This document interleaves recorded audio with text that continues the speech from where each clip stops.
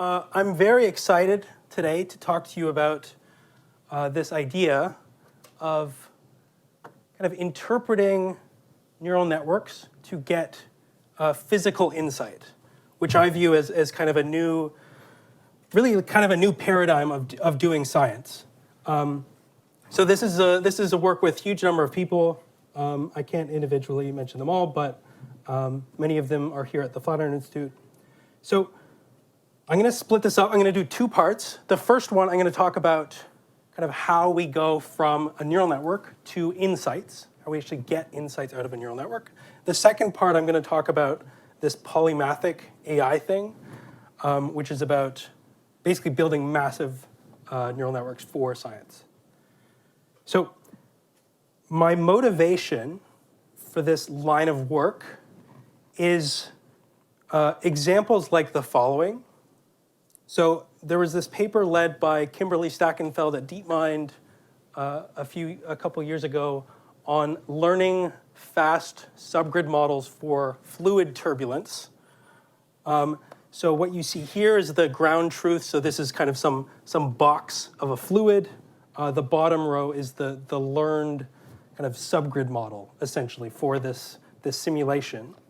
The really interesting thing about this is that this model was only trained on 16 simulations, but it actually learned to be more accurate than all traditional subgrid models at that resolution for fluid dynamics. So I think it's really exciting kind of to figure out how did the model do that and kind of what can we learn about science from this neural network.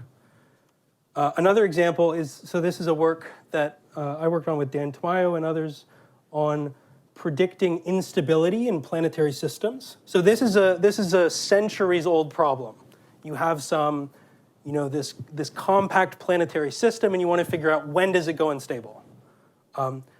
There are literally, people have literally worked on this for centuries. It's a fundamental problem in chaos, but this neural network trained on, I think it was maybe 20,000 simulations. It's not only more accurate at predicting instability, but it also seems to generalize better to kind of different types of systems. So it's really interesting to think about, okay, these neural networks, they've seemed to have learned something new. How can we actually use that to advance our own understanding? So that's my motivation here. So the traditional approach to science has been kind of, you have some low-dimensional data set or some kind of summary statistic, and you build theories to describe that low-dimensional data, which might be kind of a summary statistic. So you can look throughout the history of science. So maybe Kepler's law is an empirical fit to data. And then, of course, Newton's law of gravitation was required to explain this. Another example is like Planck's law. So this was actually an empirical fit to data. And quantum mechanics was required, partially motivated by this, to explain it. So this is kind of the normal approach to building theories. And of course, some of these, they've kind of, it's not only this, it also involves, many other things. But I think it's really exciting to think about how we can involve interpretation of data-driven models in this process, kind of very generally. So that's what I'm going to talk about today. I'm going to conjecture that in this era of AI, where we have these massive neural networks that kind of seem to outperform all of our traditional theory, we might want to consider this approach where we use a neural network as essentially a compression tool or some kind of tool that pulls apart common patterns in a data set. And we build theories not to describe the data directly, but really kind of to describe the neural network and what the neural network has learned. So I think this is kind of an exciting new approach to, really science in general, I think especially the physical sciences. So the key point here is neural networks trained on massive amounts of data with very flexible functions, they seem to find new things that are not in our existing theory. So I showed you the example with turbulence. We can find better subgrid models just from data. And we can also do this with planetary dynamics. So I think our challenge as scientists for those problems is distilling those insights into our language, kind of incorporating it in our theory. I think this is a really exciting way to kind of look at these models. So I'm going to break this down a bit. The first thing I would like to do is just go through kind of what machine learning is, how it works, and then talk about this kind of how you apply them to different data sets. Okay, so just going back to the very fundamentals, linear regression in 1D. This is, I would argue, if you don't really have physical meaning to these parameters yet, it is a kind of type of machine learning. And so this is, these are scalars, right? X and Y, those are scalars. Phi 0, phi 1, scalar parameters, linear model. You go one step beyond that, and you get this shallow network. So again, this has 1D input, X, 1D output, Y. But now we've introduced this layer. So we have these linear models. So we have 3 hidden neurons here, and they pass through this function A. So this is called an activation function. And what this does is it gives the model a way of including some nonlinearity. So these are called activation functions. The one that most people would reach for first is the rectified linear unit, or ReLU. Essentially what this does is it says, if the input is less than 0, drop it at 0, greater than 0, leave it. This is a very simple way of adding some kind of nonlinearity to my flexible curve that I'm going to fit to my data, right?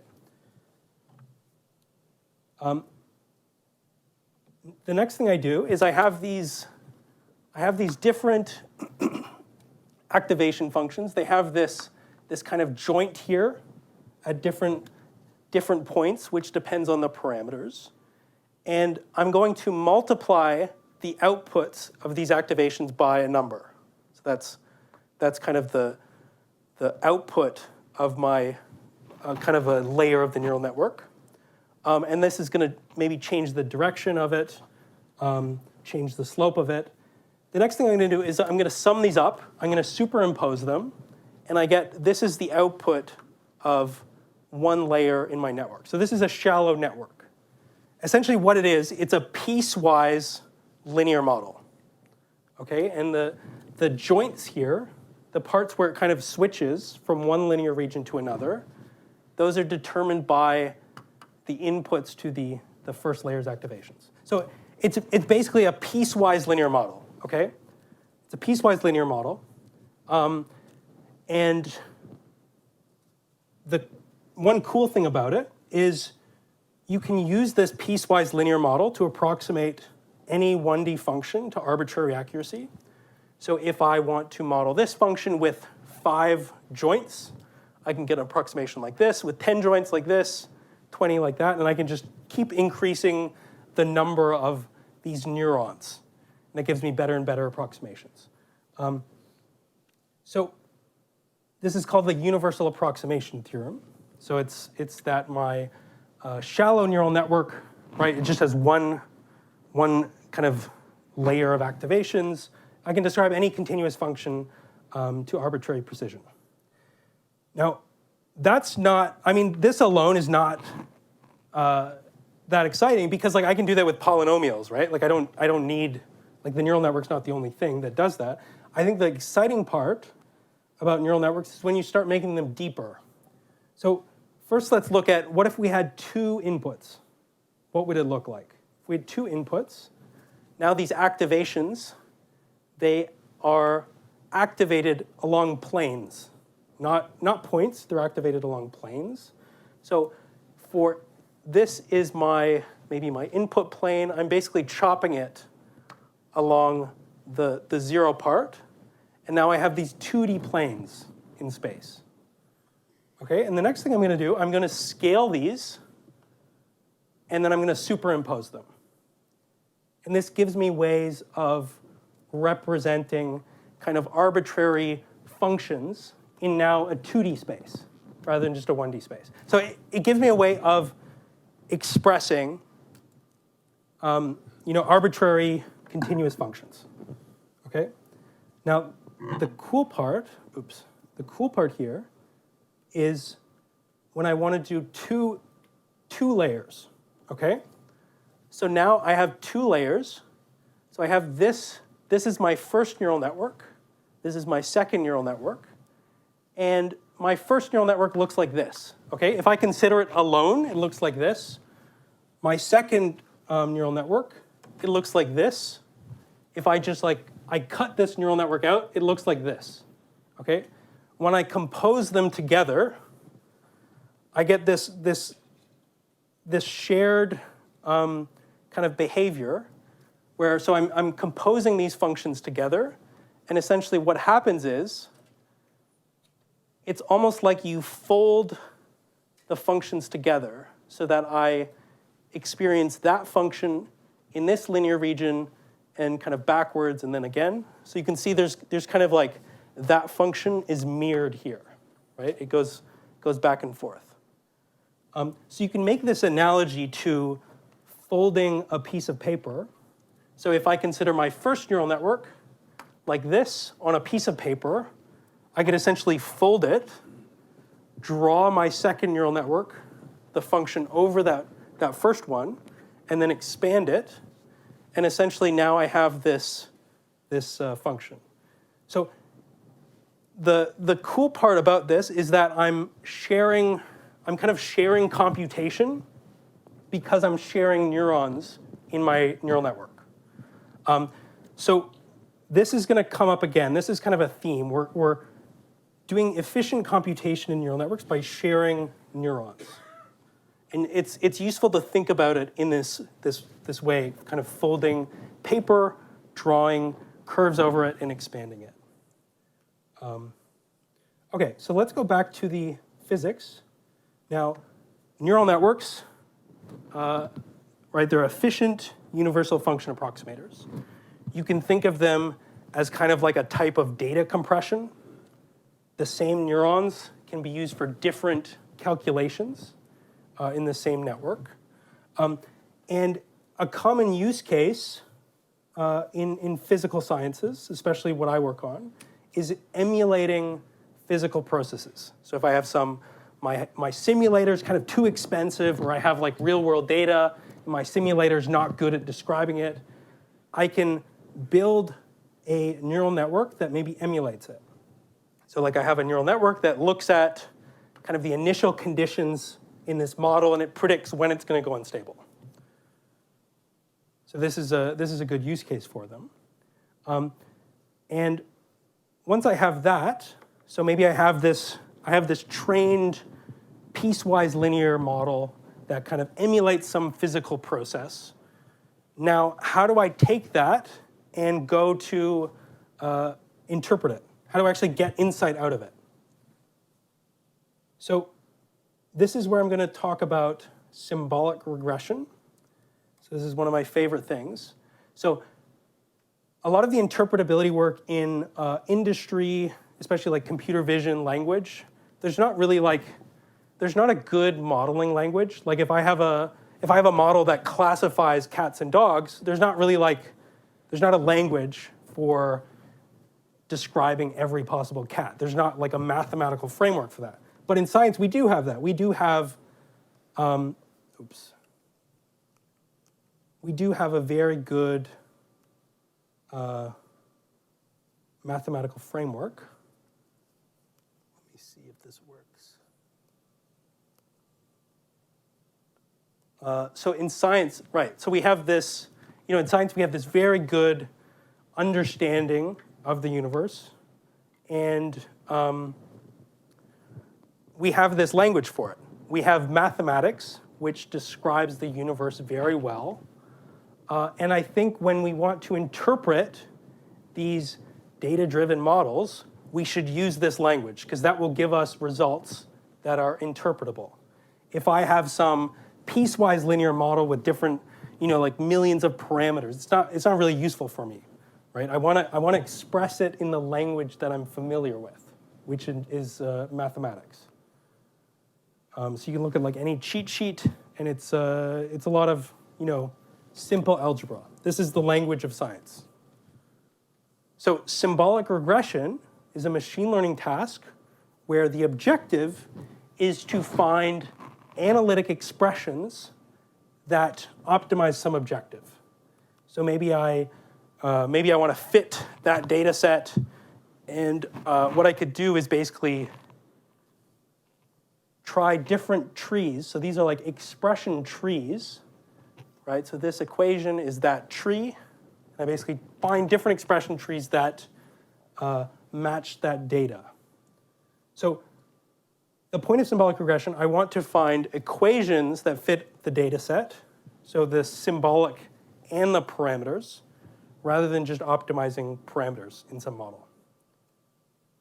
So the current way to do this, the state-of-the-art way, is a genetic algorithm. So it's kind of, it's not really like a clever algorithm. I can say that because I work on it. It's pretty close to brute force. Essentially what you do is you treat your equation like a DNA sequence, and you basically evolve it. So you do like mutations, you swap one operator to another, maybe you crossbreed them. So you have like two expressions which are okay, you literally breed those together. I mean, not literally, but you conceptually breed those together, get a new expression until you fit the data set. So this is a genetic algorithm-based search for symbolic regression. Now, the point of this is to find simple models in our language of mathematics that describe a given data set. So I've spent a lot of time working on these frameworks. So PySer, symbolicregression.jl, they work like this. So if I have this expression, I want to model that data set.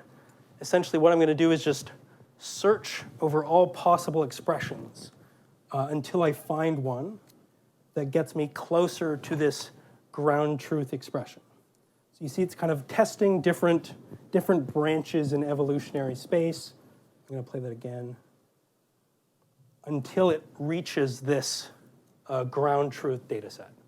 So this is pretty close to how it works. You're essentially finding simple expressions that fit some data set accurately.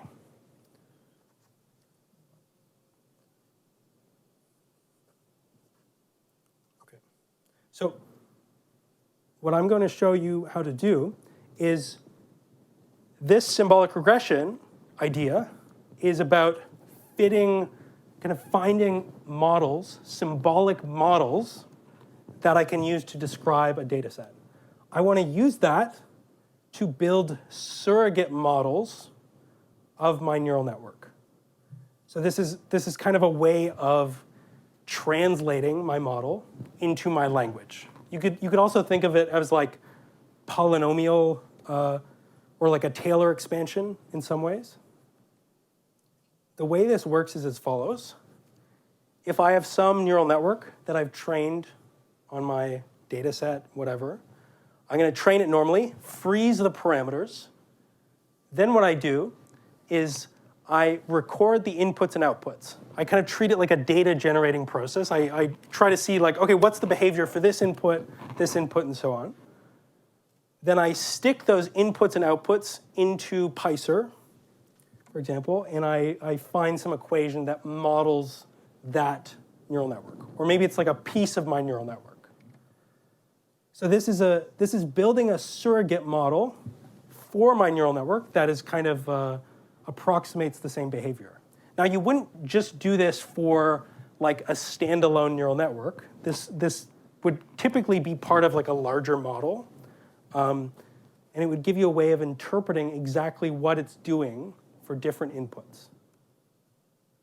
So what I might have is maybe I'll have like two pieces, like two neural networks here. Maybe I think the first neural network is like learning features, or it's learning some kind of coordinate transform. The second one is doing something in that space. It's using those features for a calculation.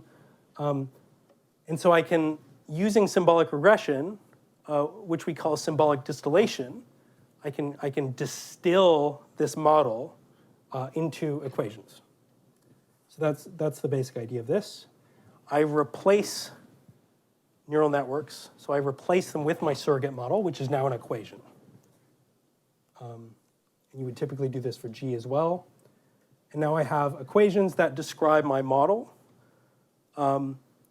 And this is kind of a interpretable approximation of my original neural network. Now, the reason you wouldn't want to do this for like just directly on the data is because it's a harder search problem. If you break it into pieces, like kind of interpreting pieces of a neural network, it's easier because you're only searching for 2n expressions rather than n squared. So it's a bit easier, and you're kind of using the neural network as a way of factorizing the system into different pieces that you then interpret. So we've used this in different papers. So this is one led by Pablo Lemos on rediscovering Newton's law of gravity from data. So this was a cool paper because we didn't tell it the masses of the bodies in the solar system. It had to simultaneously find the masses of all of these 30 bodies we gave it, and it also found the law. So we kind of train this neural network to do this, and then we interpret that neural network, and it gives us Newton's law of gravity. Now, that's a rediscovery, and of course, like we know that. So I think the discoveries are also cool. So these are not my papers. These are other people's papers. I thought they were really exciting. So this is one recent one by Ben Davis and Jihao Jin, where they discover this new black hole mass scaling relationship. So it relates I think it's the spirality or something in a galaxy and the velocity with the mass of a black hole. So they found this with this technique, which is exciting. And I saw this other cool one recently. They found this cloud cover model with this technique using PySir. So it kind of gets you this point where it's a fairly simple model, and it's also pretty accurate. But again, the point of this is to find a model that you can understand, right? It's not this black box neural network with billions of parameters. It's a simple model that you can have a handle on. Okay, so that's part one. Now, part two, I want to talk about polymathic AI. So this is kind of like the complete opposite end. We're going to go from small models in the first part. Now we're going to do the biggest possible models. And I'm going to also talk about the meaning of simplicity, what it actually means. So the past few years, you may have noticed there's been this shift in industrial machine learning to favor foundation models. So like ChatGPT is an example of this. A foundation model is a machine learning model that serves as the foundation for other models. These models are trained by basically taking massive amounts of general diverse data and training this flexible model on that data, and then fine-tuning them to some specific task. So you could think of it as maybe teaching this machine learning model English and French before teaching it to do translation between the two. So it often gives you better performance on downstream tasks. I mean, you can also see that. I mean, ChatGPT is, I've heard that it's trained on GitHub, and that kind of teaches it to reason a bit better. And so basically these models are trained on massive amounts of data, and they form this idea called a foundation model. So the general idea is you collect your massive amounts of data, you have this very flexible model, and then you train it on, you might train it to do self-supervised learning, which is kind of like you mask parts of the data, and then the model tries to fill it back in. That's a common way you train that. So like, for example, GPT-style models, those are basically trained on the entire internet, and they're trained to predict the next word. That's their only task. You get an input sequence of words, you predict the next one, and you just repeat that for massive amounts of text. And then just by doing that, they get really good at general language understanding. Then they are fine-tuned to be a chatbot, essentially. So they're given a little bit of extra data on this is how you talk to someone and be friendly and so on. And that's much better than just training a model just to do that. So it's this idea of pre-training models.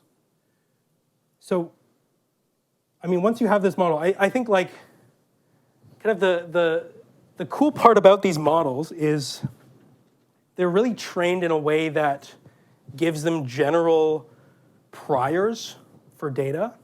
So if I have like maybe I have like some artwork generation model, it's trained on different images and it kind of generates different art. I can fine tune this model on like Studio Ghibli artwork, and it doesn't need much training data because it already knows what a face looks like. Like it's already seen tons of different faces. So just by fine tuning it on some small number of examples, it can kind of pick up this task much quicker. That's essentially the idea. Now, this is, the same thing is true in language, right? Like if I train a model on, if I train a model just to do language translation, right? Like I just teach it that, it's kind of, I start from scratch and I just train it English to French. It's going to struggle. Whereas if I teach it English and French, kind of I teach it about the languages first, and then I specialize it on translation, it's going to do much better. So this brings us to science. So in science, we also have this. We also have this idea where there are shared concepts, right? Like different languages have there's shared concept of grammar in different languages. In science, we also have shared concepts. You could kind of draw a big circle around many areas of science, and causality is a shared concept. If you zoom in to, say, dynamical systems, you could think about like multi-scale dynamics is shared in many different disciplines. Chaos is another shared concept.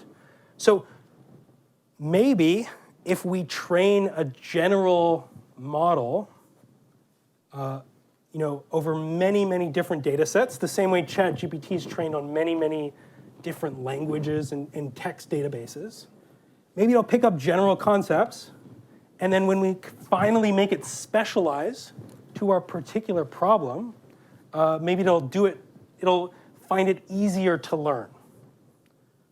So that's essentially the idea. So you can really actually see this for particular systems. So one example is the reaction diffusion equation. This is a type of PDE. And the shallow water equations, another type of PDE. Different fields, different PDEs, but both have waves. So they both have wave-like behavior. So, maybe if we train this massive flexible model on both of these systems, it's going to kind of learn a general prior for what a wave looks like. And then if I have like some small data set I only have a couple examples of, maybe it'll immediately identify, oh, that's a wave. I know how to do that. It's almost like, I kind of feel like in science today, what we often do is, we train machine learning models from scratch. It's almost like we're taking toddlers and we're teaching them to do pattern matching on like really advanced problems. Like we have a toddler and we're showing them this is a spiral galaxy, this is an elliptical galaxy, and it kind of has to just do pattern matching. Whereas maybe a foundation model that's trained on broad classes of problems, it's kind of like a general science graduate, maybe. So it has a prior for how the world works. It has seen many different phenomena before, and so when you finally give it that data set to kind of pick up, it's already seen a lot of that phenomena. That's really the pitch of this. That's why we think this will work well. Okay, so we created this collaboration last year. So this started at Flatiron Institute, led by Shirley Ho, to build this thing, a foundation model for science. So this is across disciplines. So we want to build these models to incorporate data across many different disciplines, across institutions. So we're currently working on kind of scaling up these models right now. I think the final goal of this collaboration is that we would release these open source foundation models so that people could download them and fine tune them to different tasks. So it's really kind of like a different paradigm of doing machine learning, right? Like rather than the current paradigm where we take a model, randomly initialize it, it's kind of like a toddler. It doesn't know how the world works, and we train that. This paradigm is we have this generalist science model, and you start from that. It's kind of a better initialization of a model. That's the pitch of Polymathic. Okay, so we have results. So this year we're kind of scaling up, but last year we had a couple papers. So this is one led by Mike McCabe called Multiple Physics Pre-Training. This paper looked at what if we have this general PDE simulator, this model that learns to essentially run fluid dynamic simulations, and we train it on many different PDEs. Will it do better on new PDEs or will it do worse? So what we found is that a single model is not only able to match single models trained on like specific tasks, it can actually outperform them in many cases. So it does seem like if you take a more flexible model, you train it on more diverse data, it will do better in a lot of cases. It's not unexpected because we do see this with language and vision, but I think it's still really cool to see this. So I'll skip through some of these. So this is the ground truth data, and this is the reconstruction. Essentially what it's doing is it's predicting the next step. All right, it's predicting the next velocity, the next density, and pressure, and so on. And you're taking that prediction and running it back through the model, and you get this rollout simulation. So this is a task people work on in machine learning. I'm going to skip through these. And essentially what we found is that most of the time, by using this multiple physics pre-training, so by training on many different PDEs, you do get better performance. So the ones at the right side are the multiple physics pre-trained models. Those seem to do better in many cases. And it's really because, I think because they've seen so many different PDEs, it's like they have a better prior for physics. Skip this as well. So, okay, this is a funny thing that we observed, is that, so during talks like this, one thing that we get asked is, how similar do the PDEs need to be? Like, do the PDs need to be, like Navier-Stokes, but a different parameterization? Or can they be like completely different physical systems? So what we found is really hilarious is that, okay, so the bottom line here, this is the error of the model over different number of training examples.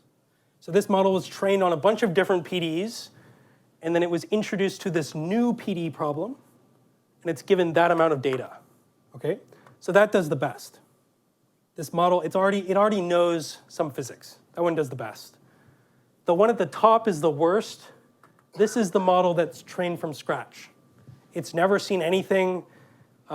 This is like your toddler, right? Like it doesn't know how the physical world works. It was just randomly initialized, and it has to learn physics. Okay, the middle models, those are pre-trained on general video data, a lot of which is cat videos. So even pre-training this model on cat videos actually helps you do much better than this very sophisticated transformer architecture that just has never seen any data. And it's really because, we think it's because of shared concepts of spatiotemporal continuity, right? Like videos of cats, there's this spatiotemporal continuity. Like the cat does not teleport across the video unless it's a very fast cat. There's related concepts, right? So that's what we think. But it's really interesting that pre-training on completely unrelated systems still seems to help. And so the takeaway from this is that you should always pre-train your model. Even if the physical system is not that related, you still see benefit of it. Now, obviously, if you pre-train on related data, that helps you more. But anything is basically better than nothing. You could basically think of this as the default initialization for neural networks is garbage, right? Like just randomly initializing a neural network, that's a bad starting point. It's a bad prior for physics. You should always pre-train your model. That's the takeaway of this. Okay, so I want to finish up here with kind of rhetorical questions. So I started the talk about interpretability and kind of like how do we extract insights from our model. Now we've kind of gone into this regime of these very large, very flexible foundation models that seem to learn general principles. So, okay, my question for you, you don't have to answer, but just think it over, is do you think 1 + 1 is simple? It's not a trick question. Do you think 1 + 1 is simple? So I think most people would say yes, 1 + 1 is simple. And if you break that down into why it's simple, you say, okay, so x + y is simple for like x and y integers. That's a simple relationship. Okay, why? Why is x + y simple? And you break that down, it's because plus is simple. Like plus is a simple operator. Okay, why? Why is plus simple? It's a very abstract concept. Okay, we don't necessarily have plus kind of built into our brains. It's kind of, it's really, so I'm going to show this. This might be controversial, but I think that simplicity is based on familiarity. We are used to plus as a concept. We are used to adding numbers as a concept. Therefore, we call it simple. You can go back another step further. The reason we're familiar with addition is because it's useful. Adding numbers is useful for describing the world. I count things, right? That's useful to live in our universe. It's useful to count things, to measure things. Addition is useful. And it's really one of the most useful things. So that is why we are familiar with it, and I would argue that's why we think it's simple. But the simplicity, we have often argued, is if it's simple, it's more likely to be useful.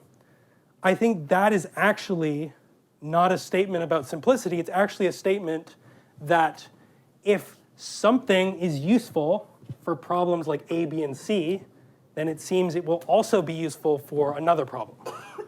The world is compositional. If I have a model that works for this set of problems, it's probably also going to work for this one. So that's the argument I would like to make. So when we interpret these models, I think it's important to kind of keep this in mind and really kind of probe what is simple, what is interpretable. So I think this is really exciting for polymathic AI because these models that are trained on many, many systems, they will find broadly useful algorithms, right? They'll have these neurons that share calculations across many different disciplines.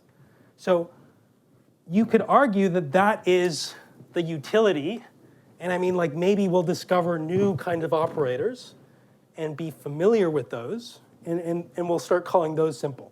So it's not necessarily that all of the things we discover in machine learning will be simple. It's kind of that, by definition, the polymathic AI models will be broadly useful, and if we know they're broadly useful, we might get familiar with those, and that might kind of drive the simplicity of them. So that's my note on simplicity.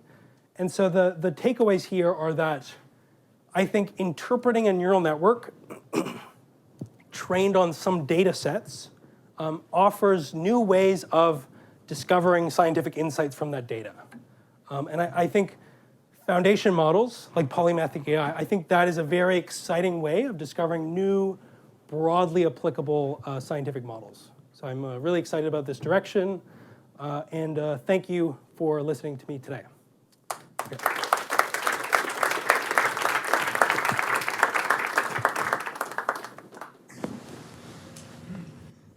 We have time for some questions. Yeah. Thank you. This was great. So three short questions, right? One, what was the cost of running this polymathic AI? How it cost you, right? Yeah. One. Two, when it's fully built out, is it going to be free? I'm going to have to pay for it. Yeah. And then three. Please use your seat mic. It's right in front of you. Push that button. Yeah. I'll call them. And three, you're a pretty young guy. 10 years from now, how's it going to change the way you eat?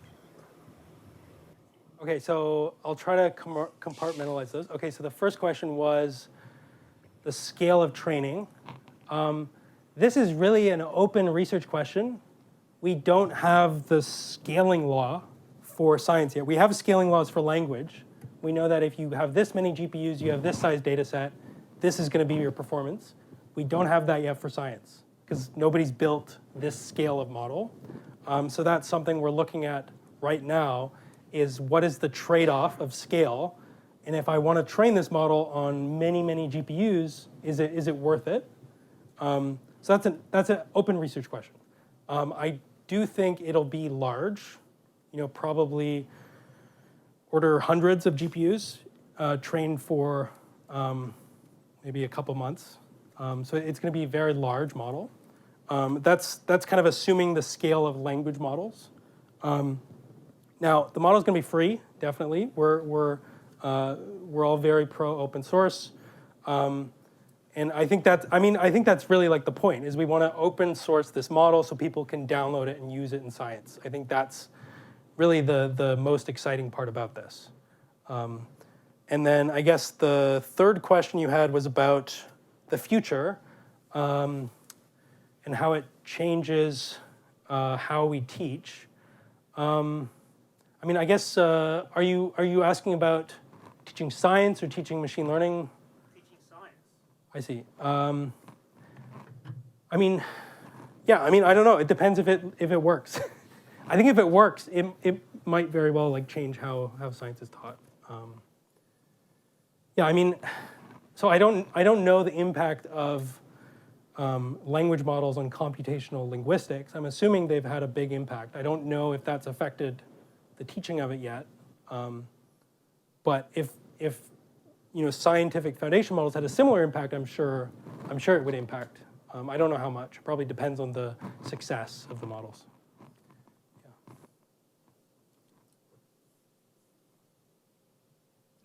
I have a question about your foundation models also. So in different branches of science, the data sets are pretty different. In molecular biology or genetics, the data sets, is a sequence of DNA versus astrophysics, where it's images of stars. Mm-hmm. So how do you plan to, use the same model, for different form of data sets, input data sets? So you mean how to pose the objective? Yes. So I think the most general objective is self-supervised learning, where you basically mask parts of the data and you predict the missing part. If you can, optimize that problem, then you can solve tons of different ones. You can do regression, predict parameters, or go the other way and predict rollouts of the model. It's a really general problem to mask data and then fill it back in. That kind of is a superset of many different prediction problems. Yeah, and I think that's why language models are so broadly useful, even though they're trained just on next word prediction, or like BERT is a masked model.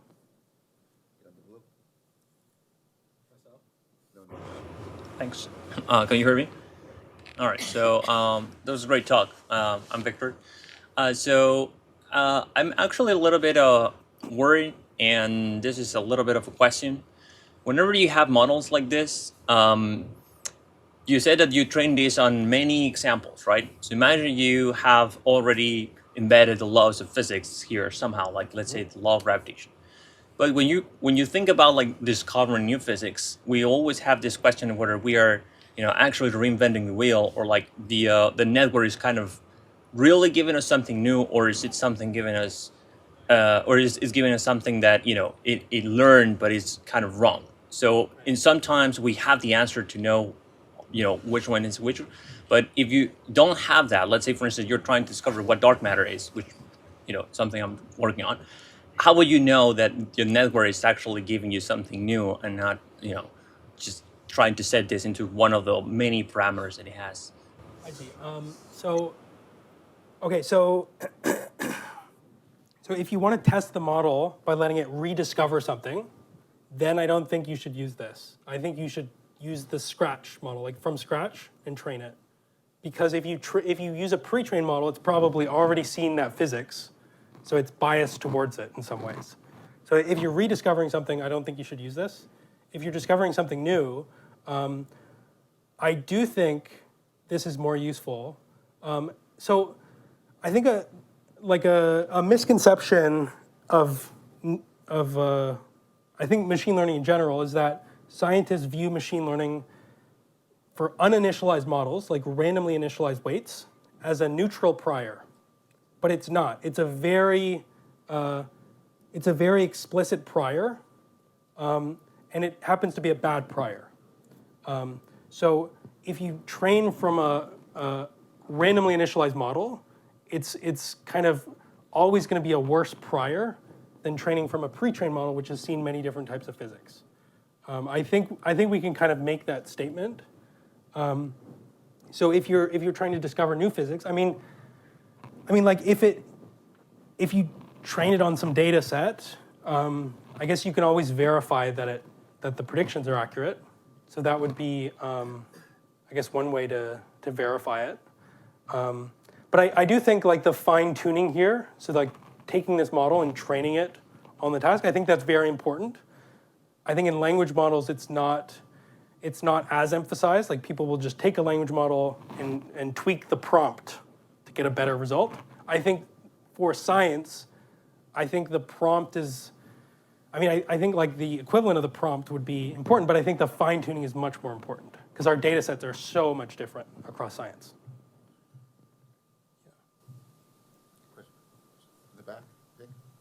According to the Michael saying article, which I don't see a date for, he notes that the symbolic regression is limited. It's still limited in the complexity and dimensionality of the system. So are you introducing also the fine tuning and transfer learning as a way of enhancing symbolic regression capability? Is that Yeah, so the symbolic regression, I mean, I would consider that it's not used inside the foundation model part. I think it's interesting to interpret the foundation model and see if there's kind of more general physical frameworks that it comes up with. I think, yeah, symbolic regression is very limited in that it's bad at high dimensional problems. I think that might be because of the choice of operators. Like I think if you can consider maybe high dimensional operators, you might be a bit better off. I mean, symbolic regression, it's an active area of research, and I think the biggest hurdle right now is it's not good at finding very complex symbolic models. So would you be able to experimentally test faster with a linear regression model radiology data, which is very complex, or would you not even want to do that? So I guess you could, it depends like on the dimensionality of the data. I guess if it's very high dimensional data, you're always kind of, like symbolic regression is not good at high dimensional data unless you can have kind of some operators that aggregate to lower dimensional spaces. I don't know if I'm answering your question or not. Okay. I wanted to ask a little bit, so like, when you were showing the construction of these trees with each generation and the different operators, I think this is related to kind of general themes of the talk and other questions, but often in doing science, when you're learning it, you're presented with kind of like these algorithms to solve problems, like, you know, diagonalize the Hamiltonian or something like that. How do you encapsulate that aspect of doing science that is kind of the algorithmic side of solving problems rather than just coming up with analytical equation? Right. Please use your seat mic. Yeah. Yeah. So the question was about how do you incorporate kind of more general, not analytic operators, but kind of more general algorithms like a Hamiltonian operator. I think that, I mean, like in principle, symbolic regression it's part of a larger family of an algorithm called program synthesis, where the objective is to find a program, you know, like code that describes a given data set, for example.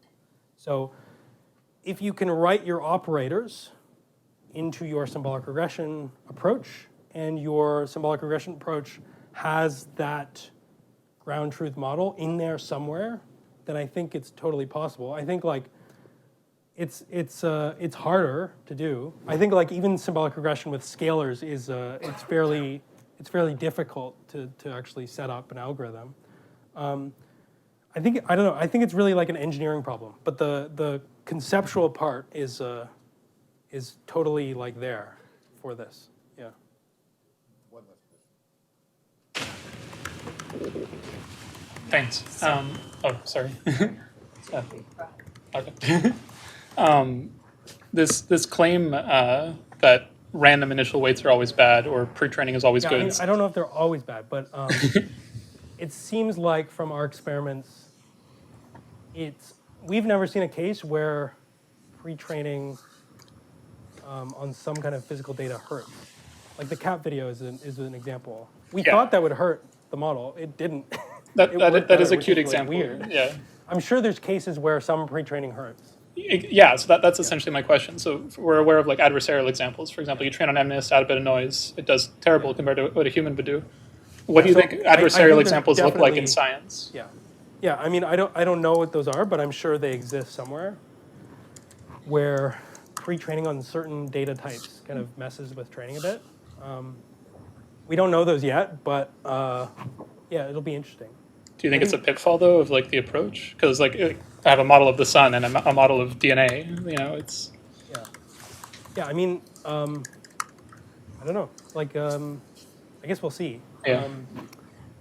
Yeah, it's hard to know. Like, I guess from language, we've seen you can pre-train like a language model on video data, and it helps the language, which is really weird.